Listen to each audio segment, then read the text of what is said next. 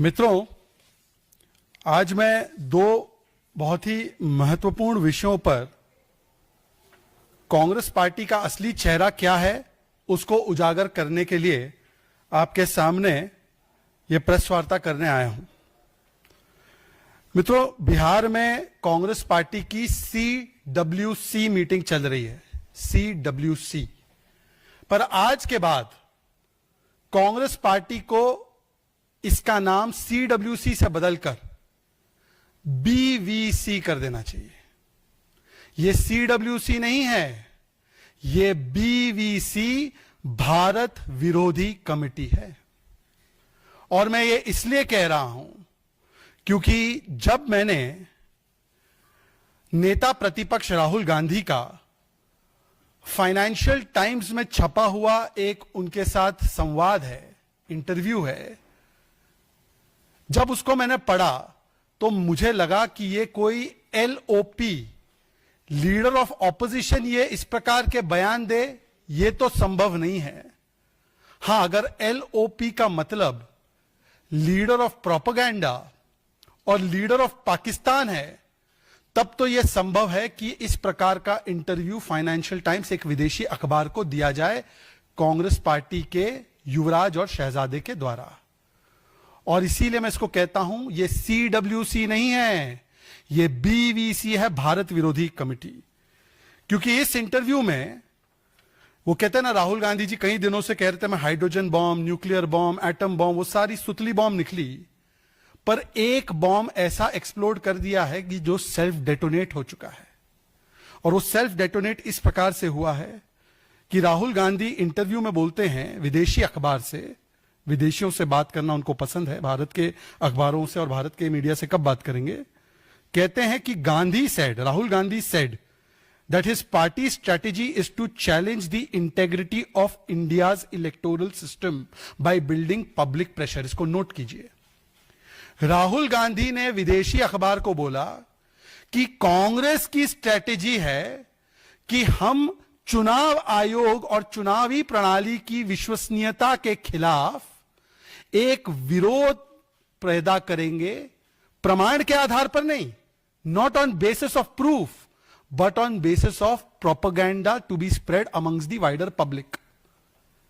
यह तो कन्फेशन है और सेल्फ डेटोनेशन है कि राहुल गांधी के पास कोई प्रमाण नहीं है, तो माहौल बनाना है। और भारत की चुनावी प्रणाली, पूरी दुनिया में जहां पर चुनावी प्रणाली का हमारा बजता है डंका, तो BVC, भारत विरोधी कांग्रेस, पैदा करना चाहती है शंका।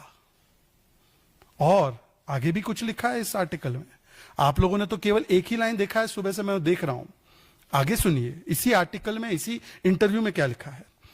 Gandhi and the Congress party did not provide any evidence to show who was behind the alleged manipulation and that it was on a large scale enough to affect the election results. ये Financial Times बोल रहा है।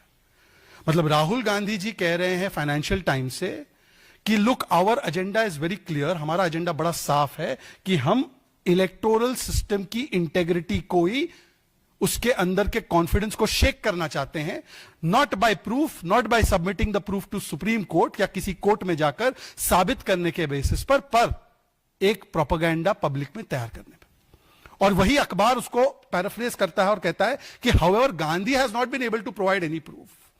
Gandhi provided what seemed to be sample evidence from elections in states in Karnataka and Maharashtra, but the FT was unable to verify the evidence।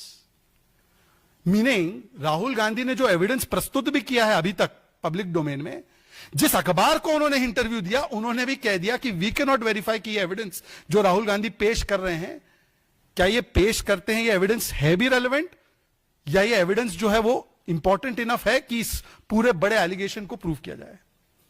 पर LOP का बयान आप सुन लीजिए। LOP का बयान है, Gandhi strategy is, party strategy is to challenge the integrity of the electoral system by building public pressure. उसके आगे भी राहुल गांधी का आखिरी बयान में इसमें पढ़ना चाहता हूं। गांधी कोट कर रहे हैं राहुल गांधी को, we are playing the game of mass mobilisation, that is the only way we have. Game, आपके पास इलेक्शन कमीशन के ऊपर लगाने के लिए कोई प्रमाण या कोई प्रूफ नहीं है, जब आपसे कहा जाता है सुप्रीम कोर्ट में इसको पेश करो तो आप कर नहीं पाते हो, जब आपसे कहा जाता है कि इसको लेकर आपके बीएलए ने क्या किया, आपके बाकी के पार्टी के कार्यकर्ताओं ने क्या किया, उसका कोई प्रमाण या जवाब नहीं है, तो राहुल गांधी के लिए आंबेडकर जी द्वारा निर्मित संविधान की व्यवस्था के तहत संवैधानिक संस्थाओं पर इस प्रकार के हिट एंड रन एलिगेशंस लगाना एक गेम है. Rahul Gandhi is saying that we are playing the game of mass mobilization. It's been quoted by FT. I am not saying what it is coming in my mind. This is quoted by the FT. FT is quoting कि वो integrity of electoral system को public pressure से challenge करना चाहते हैं, और FT ने उनको quote किया है कि we are playing the game of mass mobilization. उनके लिए ये एक mass mobilization का game है. मतलब कि प्रूफ प्रमाण हो ना हो, माहौल बनाकर देश के लोगों को भड़काने का प्रयास करना है. यह राहुल गांधी विदेशी अखबार को कह रहे हैं एट अ टाइम जब पूरी दुनिया में माना जाता है कि our election system is the best. उस समय पर राहुल गांधी कहते हैं कि मैं इलेक्शन सिस्टम के खिलाफ एक नो कॉन्फिडेंस मोशन लाना चाहता हूं. और कोई यह पहला ऐसा बयान नहीं है राहुल गांधी का. जनवरी 2025 Rahul Gandhi says we are fighting the Indian state. मार्च 2023 विदेशी धरती पर why is Europe and US oblivious to how a huge chunk of democracy in India has come undone? May 2023 India is not a nation. September 2024 Sikhs are not free to wear turbans and kada in India. उसके बाद उन्होंने भारत की सेना पर भी एक टिप्पणी की that the Indian armed forces is being beaten up. जो मामला सुप्रीम कोर्ट में गया और सुप्रीम कोर्ट ने कहा कि no Indian speaks like this. 2023-24 में उन्होंने जुडिशरी को लेकर भी विदेशी धरती पर इस प्रकार की अनर्गल बिना कोई प्रमाण के टिप्पणियां की है.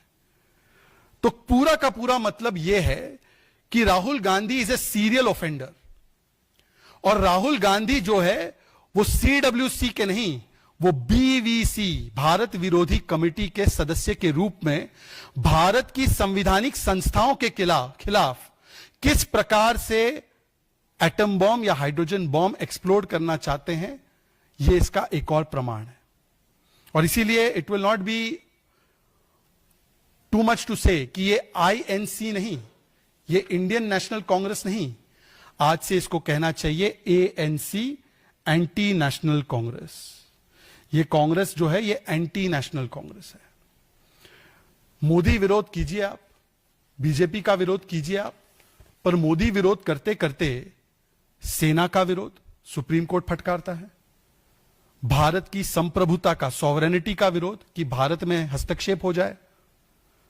संवैधानिक संस्थाओं का, जो आंबेडकर जी द्वारा निर्मित संविधान है उनकी बनाई गई संवैधानिक संस्थाओं का विरोध, वो भी विदेशी धरती पर जाकर, from Election Commission to judiciary.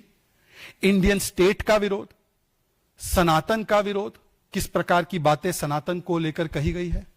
Bharat की संस्कृति का विरोध, विदेशी धरती पर जाकर अनर्गल टिप्पणियां करना, यह भी राहुल गांधी ने किया है. तो कुल मिलाकर मोदी विरोध में उतरते उतरते देश विरोध में उतरना और इस प्रकार की टिप्पणी करना, इसको मैं कहता हूं राहुल गांधी की असली समस्या जो है, आप गलत समझते हो. It's not with ECI. Rahul Gandhi की असली समस्या है ईएमआई. ईएमआई मतलब एंटाइटल्ड मानसिकता ऑफ इंदिराज ग्रैंडसन. ईएमआई का मतलब है इमरजेंसी मानसिकता ऑफ इंदिराज ग्रैंडसन. 50 वर्ष पहले इंदिरा जी ने भी यही कहा कि India is Indira, Indira is India.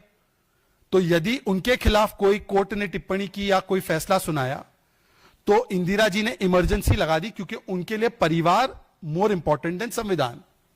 और आज उन्हीं के नक्शे कदम पर चलते हुए यदि राहुल गांधी जी कोई केस हार जाए, यदि राहुल गांधी जी कोई चुनाव हार जाए, यदि राहुल गांधी जी किसी जगह पर वो सफल ना हो पाए चुनाव में, तो वो पूरी की पूरी व्यवस्था पर ही सवाल खड़े कर देते हैं. और उनके परिवार तंत्र पर जब खतरा मंडराता है तो वो संविधान तंत्र को और लोकतंत्र को खतरे में बताते हैं. पैरेलल वही है. 50 साल पहले इंडिया इज इंदिरा, 50 साल बाद Rahul is above India, Rahul is above संविधान. तो राहुल गांधी जो है वो भारत की चुनावी प्रणाली या भारत की न्याय प्रणाली के खिलाफ माहौल बनाएंगे और उसके खिलाफ कॉन्फिडेंस शेक करेंगे बिना कोई प्रमाण के। और इसीलिए राहुल गांधी को जेन जी ने तो रिजेक्ट कर दिया। अभी 2 दिन पहले उन्होंने जेन जी से आह्वान किया कि Gen Z come and support me, I am in support of Gen Z. तो दूसू से लेकर एचसीयू तक जेन जी ने तो कांग्रेस का हाथ छोड़ दिया, उल्टा क्लीन स्वीप हुई है दूसू में भी एक तरीके से, क्योंकि चौथा कैंडिडेट जो जीता है एनएसयू का एक कैंडिडेट, वो ओरिजिनली एबीवीपी का ही बताया जाता है। और जो एचसीयू में तो क्लीन स्वीप हो गई, जहां पर तमाम इनके विपक्षी जो लोग हैं वो एक साथ आते हैं। तो ना राहुल गांधी के साथ जेन जी बची, और कल तो मैंने देखा कि कांग्रेस की जेन ट्री भी नहीं बची है। मनीष तिवारी जी का तो लेख आपने देखा ही होगा, वो जो उन्होंने ट्विटर पे लिखा है। मनीष तिवारी जी तो कह रहे कि सेंस ऑफ एंटाइटलमेंट को जेन एक्स, जेन वाई, जेन जी कोई जनरेशन बर्बाद नहीं कर सकता। तो ना इनके साथ जेन जी, ना इनके साथ जेन ट्री, ना ये जनमत का सम्मान करे, ना इनके साथ कोई संगत में रहने को तैयार, केवल जनपद के आधार पर इस प्रकार से अपने परिवार तंत्र को हमेशा ऊपर रखना। और इसीलिए इनके साथ केवल एक ही बचा है, जेन डी, जेनरेशन डायनेस्टी, जेनरेशन दरबारी, जो इनकी एंटाइटलमेंट मानसिकता को सहन करता है। मित्रों, राहुल गांधी और कांग्रेस पार्टी को जवाब देना चाहिए कि किस प्रकार से आज जो उन्होंने ये वक्तव्य किया है, जो खुलासा किया है इन्होंने, क्या उस पर वो बोलेंगे कि ये गेम है आपके लिए इलेक्शन कमीशन पर अनर्गल आरोप लगाना? क्या ये आपके लिए महज एक स्पोर्ट है कि आरोप लगाओ, हिट एंड रन करो, भाग जाओ? और इसीलिए आप देखिए, महाराष्ट्र में इन्होंने आरोप लगाए, सुप्रीम कोर्ट से रिजेक्ट हुआ। इन्होंने अभी पावर पॉइंट प्रेजेंटेशन किया, मद्रास हाईकोर्ट का फैसला आ गया। इन्होंने हरियाणा में कुछ आरोप लगाए, तो इन्हीं की नेता है कुमारी शैलजा, उन्होंने बोला कि कोई इसमें गड़बड़ी नहीं हुई है, हुड्डा जी की वजह से हम चुनाव हारे। अभी रास में भी जो राहुल गांधी ने सुबह एक प्रेस कॉन्फ्रेंस की 11 बजे, 10 बजे आना था, 11 बजे की, एक सीट के बारे में जो कांग्रेस जीती, और बोला कि 6000 वोट डिलीट हो गए। शाम आते आते उन्होंने मान लिया कि वहां से कोई वोट डिलीट नहीं हुआ। शाम आते आते उसके सारे तथ्य इलेक्शन कमीशन ने और सीईओ कर्नाटका ने सामने रखे।